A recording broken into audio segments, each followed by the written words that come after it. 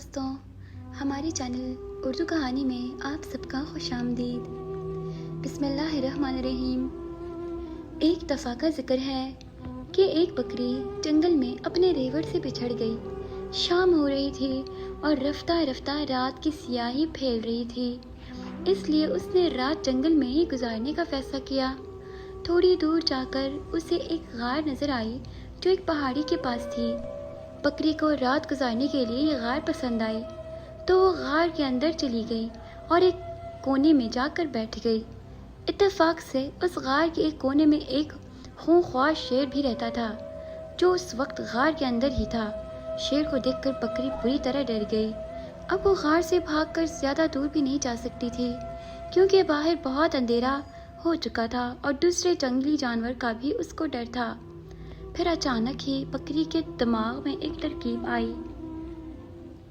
اس نے اپنی گردن اکڑا لی اور شیر کی آنکھوں میں آنکھیں ڈال کر اسے گھورنے لگی۔ شیر نے یہ سب دیکھا تو اسے اپنی آنکھوں پر یقین نہ آیا۔ آج تک کسی جانور کو غار میں آنے کی ہمت نہ ہوئی تھی۔ شیر نے گرج کر کہا، تم کون ہو اور میرے غار میں کیوں آئی ہو؟ بکری بھی اکڑ کر بولی، میں بکریوں کی ملکہ ہوں۔ میں نے قسم کھائی ہے کہ 100 چیتے، 50 ہاتھی اور 25 زندہ شیر چباؤں گی۔ اب تک 100 چیتے اور 50 ہاتھی تو چبا چکی ہوں اور اب صرف 10 شیروں کی تلاش ہے۔ یہ سن کر شیر غار سے باہر بھاگ گیا۔ اسے بھاگتے بھاگتے جنگل میں ایک گیدڑ ملا۔ گیدڑ نے شیر کو یوں بھاگتے دیکھا تو پوچھا، اے جنگل کے بادشاہ، آپ اتنی تیزی سے کدھر بھاگے جا رہے ہیں؟ کیا مسئلہ ہے؟ شیر نے ساری بات گیدڑ کو بتائی۔ گیدڑ شیر کی بات سن کر بہت ہنسا اور بولا، ارے بادشاہ سلامت، اس بکری نے ضرور آپ سے مذاق کیا ہوگا، بھلا ایک بکری ایسا کیسے کر سکتی ہے؟ اس نے تو اپنی جان بچانے کے لیے یہ سب آپ کو بتایا ہے۔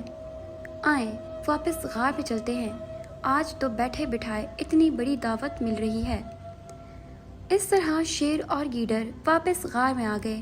جب بکری نے دونوں کو آتے دیکھا تو پہلے تو تھوڑی گھبرا گئی، لیکن پھر ہمت کر کے بولی، اے نامعقول غلام، ہم نے تجھ سے 10 شیر لانے کو کہا تھا اور تم ایک ہی لے کر واپس آ گئے ہو۔